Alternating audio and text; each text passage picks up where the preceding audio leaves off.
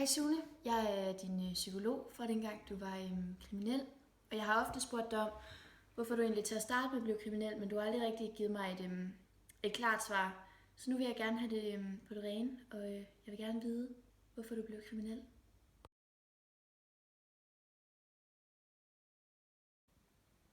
Hej Sune, det er din kusine her, og vi har aldrig set meget til hinanden i barndommen, men jeg har altid tænkt på dig, og jeg vil gerne vide, om du betragtede dig selv som kriminel, da du stod i det.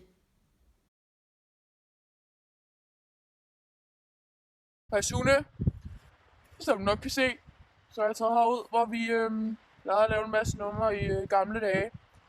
Jeg har valgt at være anonym, fordi jeg kom videre, du kom videre. Du ved, hvordan det er.